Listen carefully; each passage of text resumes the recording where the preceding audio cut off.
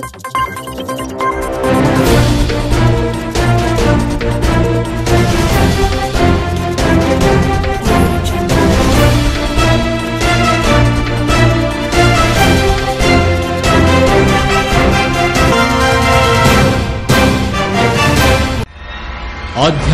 కార్యక్రమాలను, పండుగల విశేషాలను, పట్టణ గొప్పదనాలను, పాలకులు చేసే నిర్లక్ష్యాలను, ప్రమాదాలను, వాటి నిర్లక్ష్య వ్యవస్థను, భూరాబందుల దోపిడీలను, రాజకీయ నాయకుల అసమర్థతను, అధికారుల ఆగడాలను, పేదవాడు పడే బాధలను, వాస్తవాలను ప్రజల కళ్లకు కట్టినట్టు చూపించడమే మా లక్ష్యం. సిటీ కేబుల్ న్యూస్, ప్రజల చేతిలో ఆయుధం.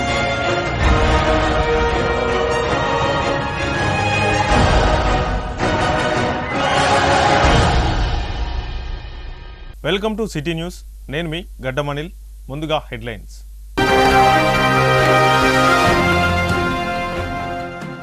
మంచిర్యాల జిల్లాలో రాజీవ్ నగర్ కస్తూర్బా బాలికల విద్యాలయం ప్రాథమిక ఆరోగ్య కేంద్రాలను ఆకస్మిక తనిఖీ చేసిన జిల్లా కలెక్టర్ కుమార్ దీపక్.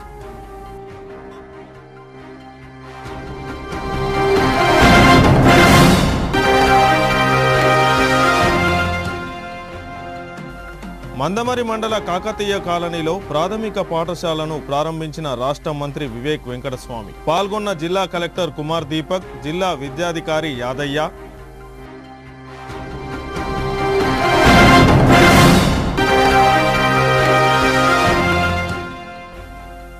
ఆదివారం రోజున జిల్లాలో పర్యటించనున్న రాష్ట్ర వయోజన విద్యాశాఖ డైరెక్టర్ జి ఉషారాణి.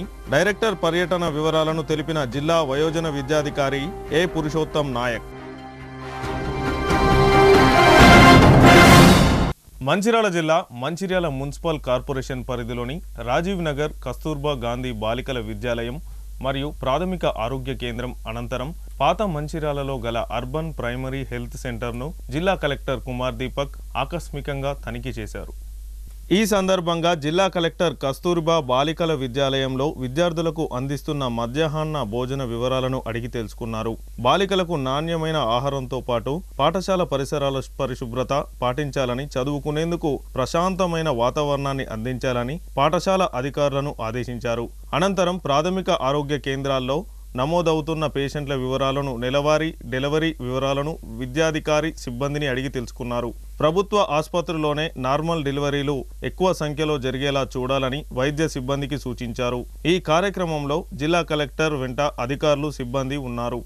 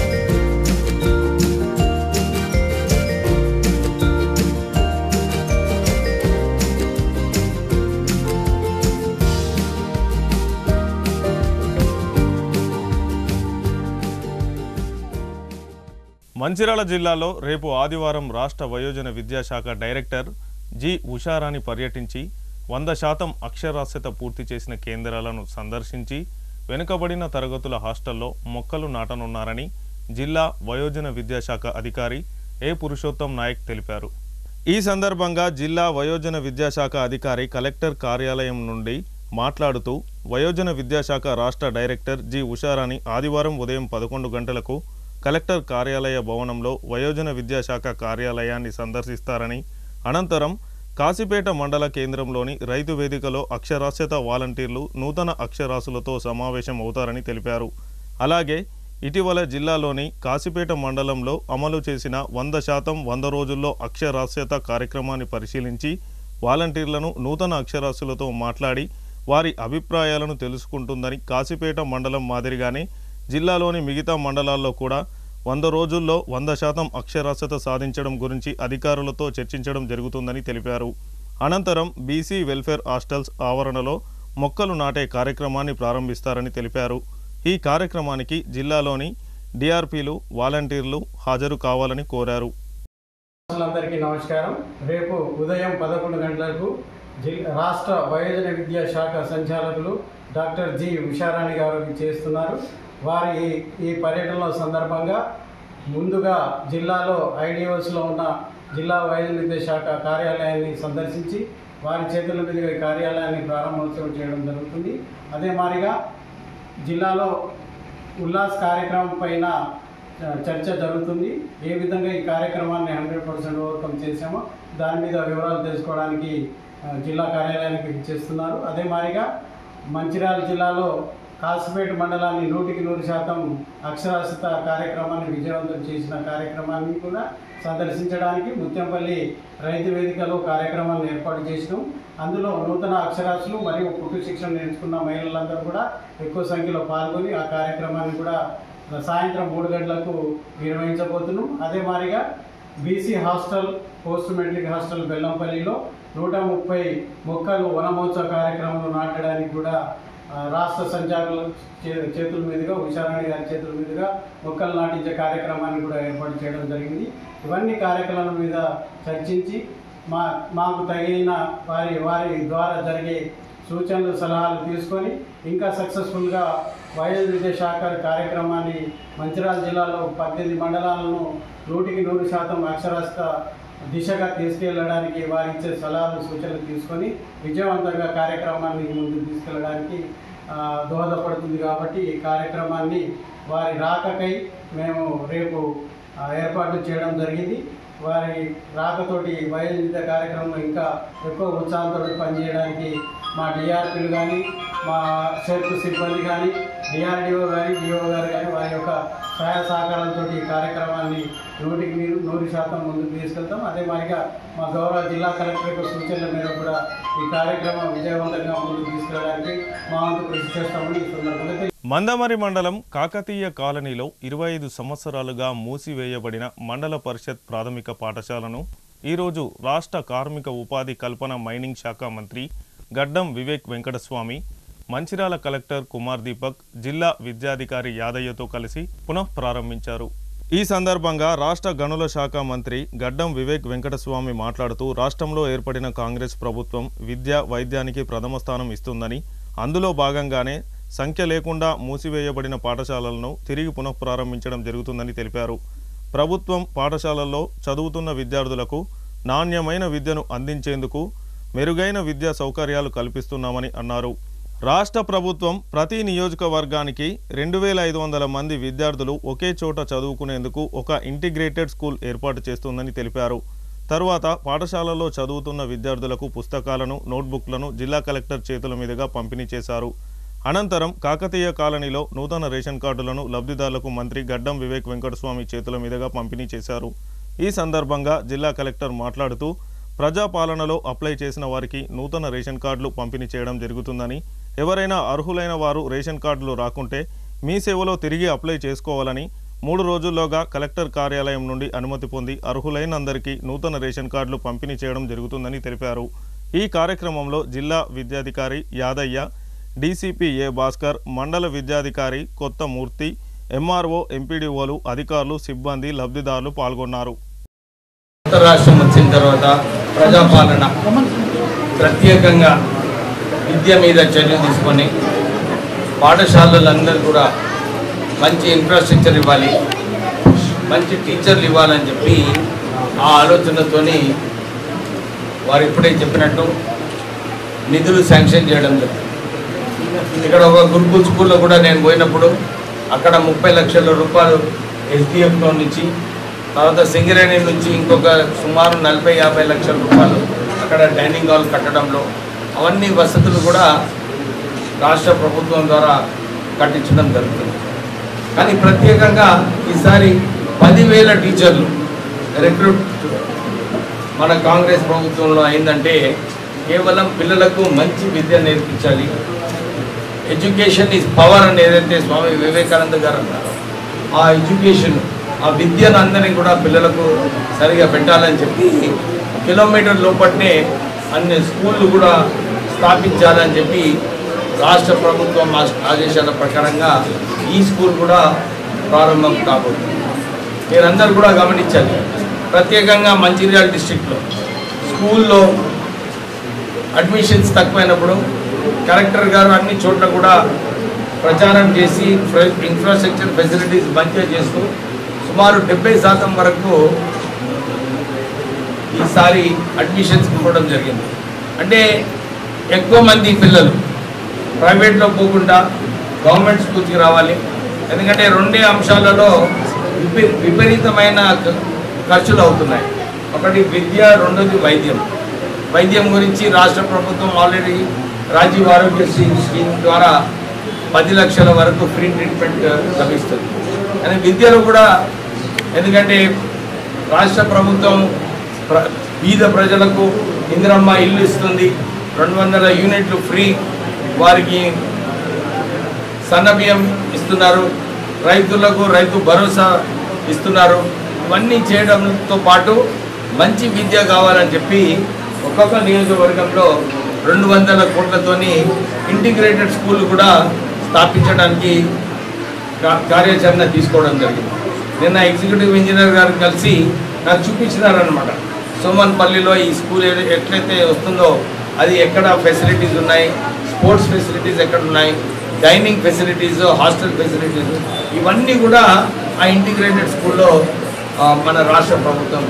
సో ఇక్కడ అందరు ప్రజలకు కూడా ఇదే కోరుతున్నాను. గవర్నమెంట్ కాలేజెస్లో కూడా మంచి విద్య నేర్పిస్తున్నారు, క్రమశిక్షణ ఉండే అవసరం ఉంది. సరిగా సరిదిద్దాలంటే మనకు మంచి నాళీలు అవసరం. అందు గురించి నేను కమిషనర్ గారు చెప్పిన టాప్ ప్రయారిటీగా ఈ నాళీలు తీసుకోండి, సీసీ రోడ్లు తీసుకోవడం అని చెప్పి వారికి ఆదేశాలు ఇవ్వడం జరిగింది. సో మీకు నిజంగా ఇంకేమైనా అవసరం ఉంటే నేను ఎప్పుడు తిరుగుతున్నా, ఇక్కడ మంత్రి అయినప్పటికీ కూడా 2 రోజులు నేను ఇక్కడ చెన్నూరు నియోజకవర్గానికి వచ్చి ప్రజలతో కలిసి మీరు ఏంది సమస్యలు అని చెప్పి కూడా కనుక్కోవడం జరుగుతుంది. సో మీరందరూ కూడా మీ విషయాలు, మీ సమస్యలు కూడా ఆ లీడర్లకు చెప్పండి, వారు నాకు చెప్తారు. నేను వచ్చి నెక్స్ట్ విజిట్లో మీకు ఏదో ఒక సమాధానం చెప్తామని చెప్తూ అన్ని అప్లికేషన్స్ ఆన్లైన్ చేయడం జరిగింది. కొంతమందికి సెపరేట్ రేషన్ కార్డు కావాలి అంటే చాలా టైం ముందు రేషన్ కార్డు ఇవ్వడం జరిగింది.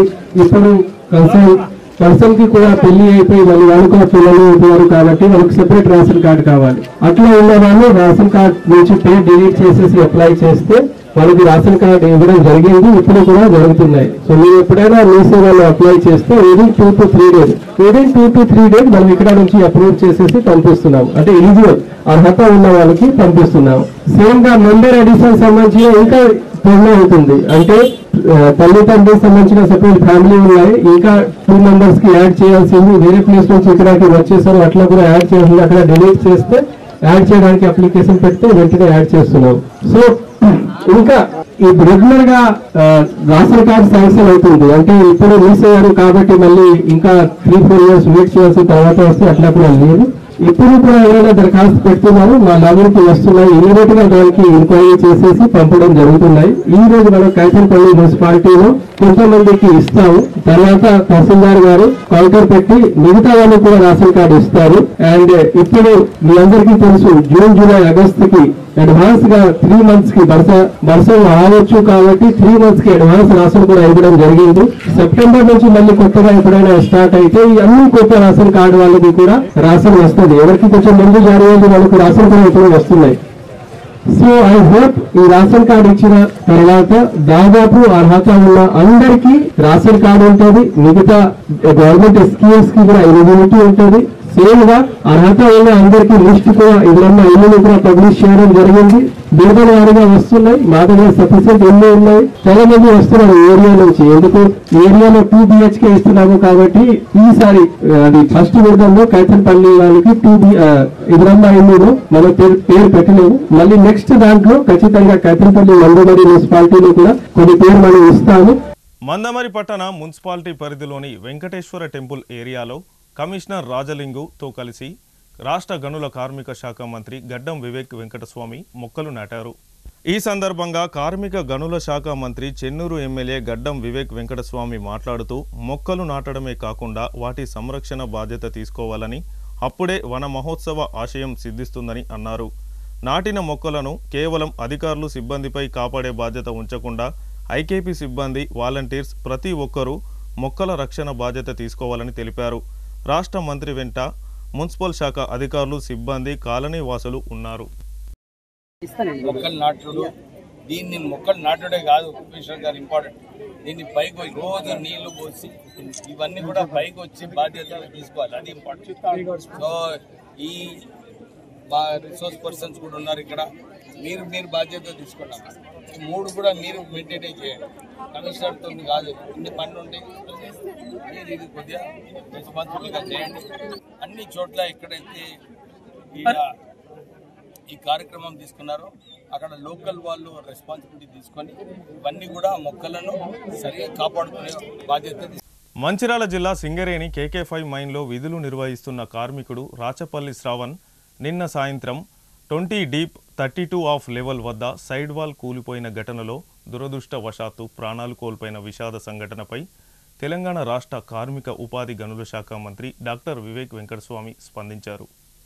మందమరి ఏరియా రామకృష్ణాపూర్ సింగరేణి ఏరియా హాస్పిటల్కు చేరుకున్న మంత్రి మృతదేహానికి నివాళులర్పించి బాధిత కుటుంబాన్ని పరామర్శించారు. ఈ సందర్భంగా ఆయన కుటుంబ సభ్యులతో మాట్లాడి ప్రగాఢ సానుభూతి వ్యక్తం చేశారు. కార్మికుని సేవలకు గౌరవం తెలుపుతూ ప్రతి కార్మికుడు మన సొంత కుటుంబ సభ్యుడే, వారి త్యాగం అసాధారణం, వారి రక్తం బూది దిబ్బల్లోనే కాదు ఈ రాష్ట్ర అభివృద్ధిలో కూడా కలిసి ఉందని మంత్రి వ్యాఖ్యానించారు. మంత్రి బాధిత కుటుంబానికి అన్ని విధాలుగా ఆర్థిక, న్యాయ, ప్రభుత్వ సహాయాన్ని అందించేందుకు హామీ ఇచ్చారు. కుటుంబ సభ్యుల కోసం తక్షణ పరిహారం, ఒకరికి ఉద్యోగ అవకాశం, పనివేళ భద్రతా ప్రమాణాలపై విచారణ కోసం అధికారులను ఆదేశించారు. సింగరేణి కార్మికుల భద్రత పట్ల రాష్ట్ర ప్రభుత్వం పూర్తిగా కట్టుబాటు కలిగి ఉందని, ఇలాంటి ఘటనలు పునరావృతం కాకుండా సాంకేతిక భద్రత పరంగా తగిన సంస్కరణలు తీసుకురావాలని సింగరేణి కంపెనీ ఉన్నతాధికారులను మంత్రి ఆదేశించారు. ఈ కార్యక్రమంలో బీఆర్ఎస్ పార్టీ మాజీ విప్ బాల్కసుమన్, ఏఐటీయూసీ నాయకులు వాసిరెడ్డి సీతారామయ్య, సిఐటియు నాయకులు, సింగరేణి అధికారులు చనిపోయిన కార్మికుని కుటుంబాన్ని పరామర్శించారు.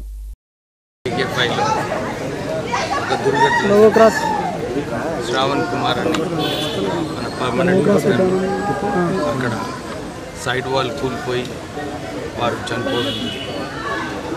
నాకు పొద్దున్న తెలుస్తేనే బయలుదేరి ఇక్కడ రావడం జరిగింది. వారి కుటుంబ సభ్యులను కలిసి పరామర్శించి ఏంటిది అని కనుక్కుంటే మన సీతారామయ్య గారు చెప్పారు, సార్ ఇది కేవలం మేనేజ్మెంట్ తప్పు, ఏదైతే పాత మెషిన్స్ ఉన్నాయో ఆ మెషిన్స్ వాడటం, ఇది కండెమ్ చేసే మెషిన్ 12 సంవత్సరాల కన్నా ఎక్కువ యూజ్ అయింది. ఆల్రెడీ ఇంటర్నల్ సర్వే రిపోర్ట్ ద్వారా కూడా దీన్ని రిప్లేస్ చేయాలని చెప్పి చెప్పడం. డెఫినెట్లీ ఇక్కడ లోకల్ మేనేజర్, జనరల్ మేనేజర్ వాళ్ళందరూ దీని బాధ్యత వహించారు. ఎందుకంటే సరిగా మేనేజ్మెంట్లో safety wise general manager responsibility, ఆయన ఈ సేఫ్టీ సరిగా నిర్లక్ష్యం చేయడం వల్లనే ఈ అయిందని చెప్పి ప్రైమా ఫేసి అన్ని రిపోర్ట్స్ కూడా అదే చెప్తున్నాయి. నేను సిఎండి గారితో మాట్లాడుతాను. ఇప్పుడు ఫస్ట్ అక్కడ సైట్కి వెళ్ళి చూసి ఏంది మళ్ళీ ఒకసారి రిపోర్ట్ తీసుకొని సిఎండితో మాట్లాడి ఈ సేఫ్టీ పైన ఇంకెక్కువ దృష్టి పెట్టే అవసరం ఉంది మేనేజ్మెంట్కి. మీరు మొన్న కూడా చూసాము పాషా మైలారంలో కేవలం మేనేజ్మెంట్ నిర్లక్ష్యం వల్ల అక్కడ 53 మంది చనిపోవడం జరిగింది. ఇక్కడ కూడా ఈ ఏదైతే ఇన్ఫర్మేషన్ ఉందో ఇక్కడ సరిగా మేనేజ్మెంట్ లోపాల వలన ఈ ఇన్సిడెంట్ జరిగింది. ఇప్పుడు కూడా ఇన్సిడెంట్ ఫ్రీ మేనేజ్మెంట్ రెస్పాన్సిబిలిటీ అన్నమాట. సేఫ్టీ వైజు మొన్ననే మేము ఫార్మా కంపెనీస్కి ఒక రౌండ్ టేబుల్ పెట్టినప్పుడు కూడా ఇదే చర్చించడం జరిగింది. డెఫినెట్లీ సింగరేణి సంస్థలు కూడా దీని గురించి నేను ముఖ్యమంత్రి గారితో కూడా మాట్లాడతాను. సేఫ్టీ కోసం ఇంకా ఎక్కువ నిధులు కేటాయించాలి, ఇంకా ఎక్కువ స్ట్రిక్ట్గా ఏదైతే ఇంటర్నేషనల్ స్టాండర్డ్స్ మెయింటైన్ చేయాలో సింగరేణి కాలేజ్లో ఆ స్టాండర్డ్స్ మెయింటైన్ చేయాలని కూడా నేను త్వరలోనే ఒక మీటింగ్ పెట్టుకొని సింగరేణికి సరైన డైరెక్షన్స్ ఇప్పిస్తాను. బాధిత కుటుంబానికి ఏదైతే న్యాయం జరగాలో ఆల్రెడీ ఇంతకుముందు స్కీమ్ ద్వారా ₹1 వారికి వచ్చేది ఉంది, ప్లస్ అదర్ బెనిఫిట్స్ అన్నీ కలుపుకొని బాధ్యత కుటుంబానికి ఇప్పించే బాధ్యత మా అందరిది ఉంది. దాంతోపాటు వారికి ఒక చెల్లె ఉన్నది, ఆమె గ్రాడ్యుయేటు, ఆమెకు కూడా ఉద్యోగం ఇప్పించే బాధ్యత మేము తీసుకుంటున్నాము. మేనేజ్మెంట్తో మాట్లాడి త్వరలోనే వారికి న్యాయం చేసి KK5 మైన్లో నిన్న జరిగినటువంటి సంఘటనలో శ్రవణ్ కుమార్ అనేటటువంటి ఒక 32 సంవత్సరాల యువకుడు చనిపోవడం చాలా బాధాకరం. మా అందరినీ కూడా చాలా ఆవేదనకు గురి చేసినటువంటి సంఘటన. గడిచిన 20 నెలలుగా సింగరేణిలో యాజమాన్యం యొక్క నిర్లక్ష్య వైఖరి, అనవసరమైనటువంటి వర్క్ ప్రెషర్, పని ఒత్తిడి, లాభార్జన ధ్యేయంగా ప్రొడక్షనే లక్ష్యంగా సింగరేణి యాజమాన్యం కార్మికుల మీద పెడుతున్నటువంటి తీవ్రమైనటువంటి పని భారము, ఒత్తిడి, దానివల్ల అనేక అనర్థాలు గడిచిన 20 నెలల్లో జరిగినాయి. ఇవాళ సింగరేణి పరిస్థితి ఎట్లుందంటే అయ్యలేదు అవ్వలేదు అన్నట్టు అయిపోయింది.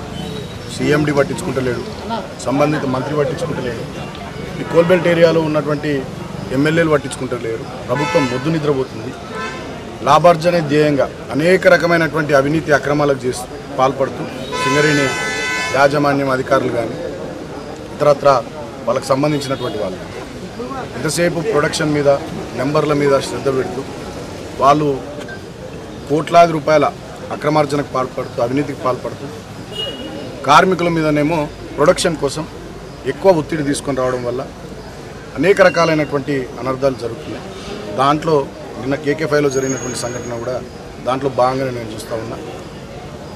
పాత వెహికల్స్ వాడడం, పూర్తి స్థాయిలో సేఫ్టీ మెజర్స్ తీసుకోకపోవడం, ఇటువంటి అనేక రకాలైనటువంటి దుర్మార్గపు చర్యల వల్ల ఇవాళ ఈ రకమైనటువంటి సంఘటన జరిగింది. నిజంగా సింగరేణి యాజమాన్యాన్ని నేను అడుగుతూ ఉన్నా, ఇప్పటికైనా ఇటువంటి ఆపాలంటే, అరికట్టాలంటే సేఫ్టీ మెజర్స్ తీసుకోవాలి. మీరు అవినీతి అక్రమాల మీద, లాభార్జనే ధ్యేయంగా బతకడం మీద శ్రద్ధ మానేసి కార్మికుల భద్రత మీద కూడా శ్రద్ధ పెట్టాలి. మంచిర్యాల జిల్లా మందమరి KK5 గనిలో నిన్న రాత్రి 2వ షిఫ్ట్లో జరిగిన గని ప్రమాదంలో రాచపల్లి శ్రావణ్ కుమార్ అనే సింగరేణి యువ కార్మికుడు మృతి చెందడం విషాదం నింపింది. రామకృష్ణాపూర్ పట్టణానికి చెందిన Shravan Kumar general assistant acting SDL ఆపరేటర్గా విధులు నిర్వహిస్తున్నారు. సెకండ్ షిఫ్ట్లో గనిలో విధులు నిర్వహిస్తున్న సమయంలో ఒక్కసారిగా SDL యంత్రం మొరాయించడంతో దాన్ని పరిశీలిస్తుండగా 20 డీప్ 32 ఆఫ్ లెవెల్ వద్ద ఆకస్మికంగా సైడ్ వాల్ కూలింది. దీంతో బొగ్గు పొరలు SDL యంత్రం మధ్య కార్మికుడు శ్రావణ్ కుమార్ ఇరుక్కుపోవడంతో తీవ్ర గాయాలై అపస్మారక స్థితిలోకి వెళ్లాడు. ప్రమాదం గమనించిన తోటి కార్మికులు అధికారుల దృష్టికి తీసుకువెళ్లారు. క్షతగాత్రుని వెంటనే చికిత్స కోసం రామకృష్ణపూర్ సింగరేణి ఏరియా ఆసుపత్రికి తరలించారు. కార్మికుడి పరిస్థితి విషమంగా ఉందని వైద్యులు సూచించడంతో మెరుగైన వైద్యం కోసం కరీంనగర్ తరలిస్తుండగా మార్గ మధ్యలో మృతి చెందాడు. అధికారుల ఒత్తిడితోనే ఈ ప్రమాదం జరిగిందని కార్మిక సంఘాల నాయకులు ఆగ్రహం వ్యక్తం చేస్తున్నారు. మందమరి ఏరియా GM దేవేందర్ కార్మికుడు మృతదేహాన్ని పరిశీలించి ప్రమాదం జరిగిన తీరును కార్మికులు అధికారులను అడిగి తెలుసుకున్నారు.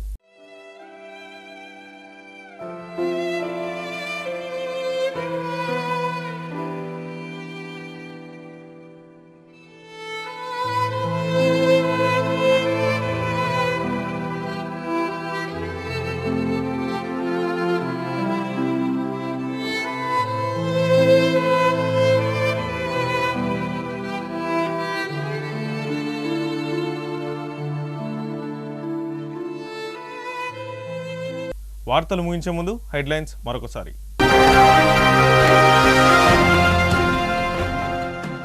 మంచిర్యాల జిల్లాలో రాజీవ్ నగర్ కస్తూర్బా బాలికల విద్యాలయం ప్రాథమిక ఆరోగ్య కేంద్రాలను ఆకస్మిక తనిఖీ చేసిన జిల్లా కలెక్టర్ కుమార్ దీపక్.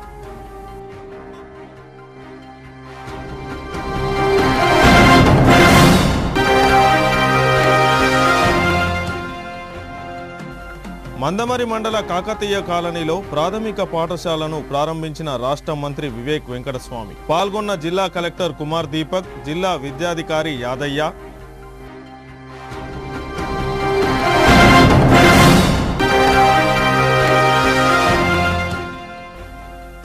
ఆదివారం రోజున జిల్లాలో పర్యటించనున్న రాష్ట్ర వయోజన విద్యాశాఖ డైరెక్టర్ జి ఉషారాణి. డైరెక్టర్ పర్యటన వివరాలను తెలిపిన జిల్లా వయోజన విద్యాధికారి ఏ పురుషోత్తం నాయక్. సిటీ న్యూస్ ఇంతటితో సమాప్తం. తిరిగి ప్రసారమయ్యే సిటీ న్యూస్లో మళ్ళీ కలుసుకుందాం. అంతవరకు సెలవు. నమస్కారం.